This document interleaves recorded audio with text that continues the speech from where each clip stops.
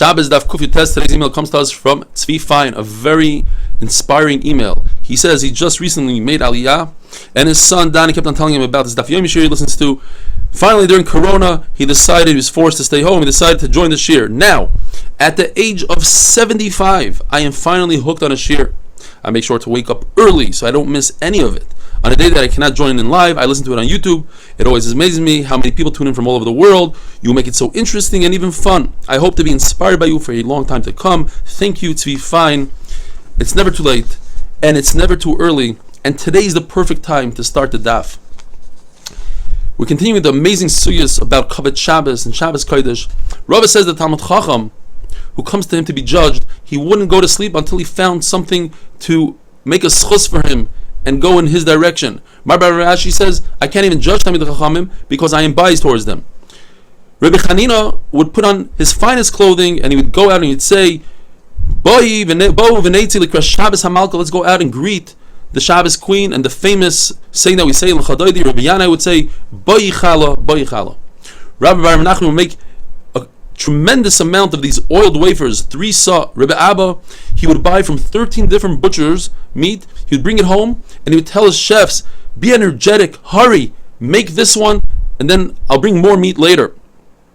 Rabbi Avo, even though he's very wealthy, he sat on an ivory chair and he would fan out the fire. Rav Anon would wear black clothing on Erev Shabbos to show that even though he's getting dirty, he wants to get dirty l'kavod Shabbos. The famous saying, Rav Safra Machrech Reisha, Rava Malach Shibuta. Rav Safra would singe the head of the animal to get rid of the hairs. Rava, which anybody could do, the servants could do, but he wanted to do himself. Rava would salt the fish. Rav Huna would light the candles. Rav Papa would make the wicks. Rav Chizda would dice the beets. Rabbi and Rav Yosef would split the wood. Rav Zera would light the fire. Rav Nachman Bar Yitzchak would schlep around heavy boxes and things for Shabbos. He'd go back and forth, and he said, it's as if Rav Ami and Rav Asi would be my guests, wouldn't I be schlepping their things? And the Gemara says, some say that Rav Ami and Rav Asi would be schlepping boxes Erev Shabbos, and they would say, if Rabbi Yochanan was our guest, wouldn't we do this? The famous story of Yosef Meiker Shabbos. There was a wealthy guy, who went to the stargazers and he was told that he's going to lose all his belongings to Yosef Meiker Shabbos. So he had a trick. He took all his belongings and he traded it in for one jewel. He put that jewel in his hat. He walked over a bridge. The wind came and blew it into the water. A fish came and swallowed it. And the fishermen took the fish out right before Shabbos. There was no one to buy the fish. They had a great idea. Let's go to Yosef Meiker Shabbos, who would probably trade in this unbelievable fish for the fish that he has. And so it was. And he became wealthy. He was able to sell that jewel for 13 attics worth of gold. Rashi says that's an exaggeration. Eliyahu Hanavi bumped into him and said, the idea is that whoever borrows l'kavod Shabbos Kodesh, Shabbos pays him back. The Gemara asks, how do people gain wealth in Eretz Yisrael? They have the concept of aser b'shvil shetis asher. You give meiser from food, you become wealthy. In Chutz La'aretz, you don't have food to give meiser from.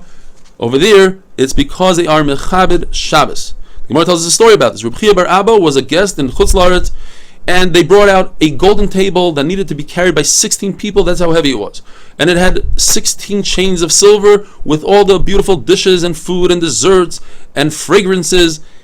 And when they put it down, they said, Lashem ha'aretz u'malaya. And when they took it away, they said, Hashamayim, Shamayim, Lashem ha'aretz l'san l'vnei Adam. And he asked them, why do you think you were zeicha to this?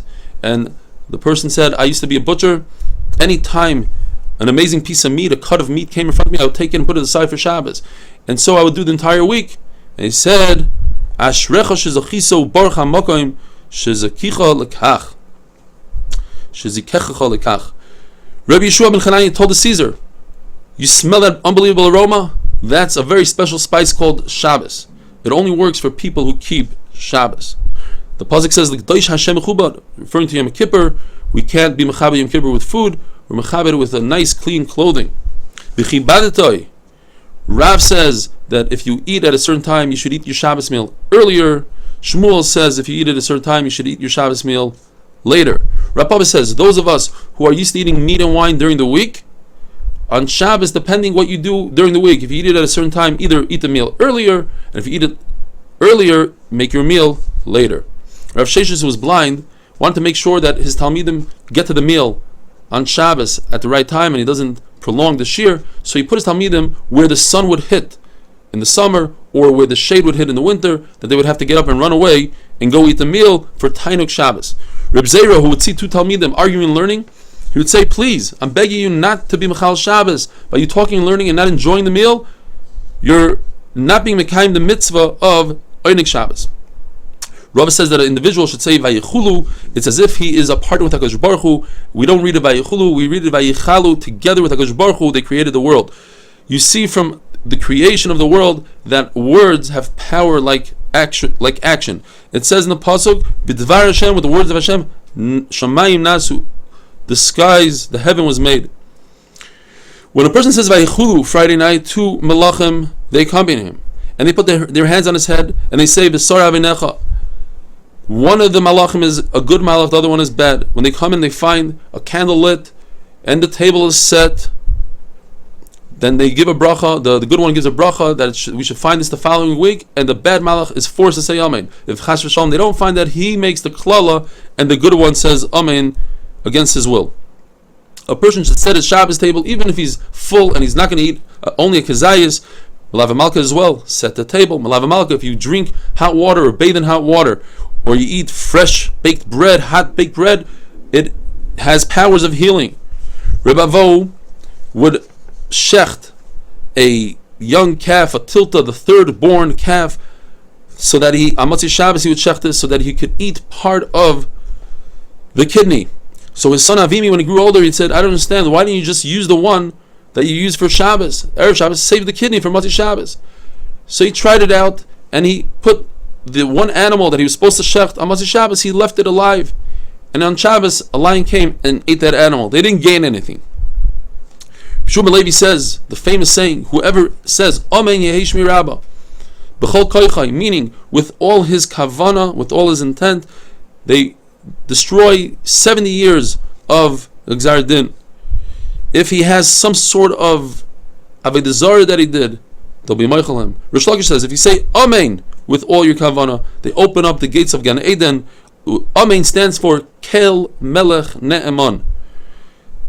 The Gemara says that a fire is only found in a place where there's Chil Shabbos, and it happens on Shabbos where you cannot put it out. The Gemara gives us 7 reasons why Yerushalayim was destroyed. Either because it was Mechal Shabbos, they didn't say Kriya Shema in the morning and the evening, they stopped the children from learning Torah, they didn't have Boishes Panim, they took bribes, they didn't give each other Musar, Hoichacha, they were Mevaish Talmid Chacham. Rav says whoever is Mevaish Talmid Chacham, there's no remedy for that. They stopped being truthful in business. Al tigu b'meshicha, don't touch my anointed one, means the children that learn Torah. U'b'nevi'ah al Toreu is referring to Talmidei Chachamim. The world only exists because of the Torah that children learn. And Abaye says that the Torah of adults doesn't compare to the Torah of the younger ones. Have a wonderful day.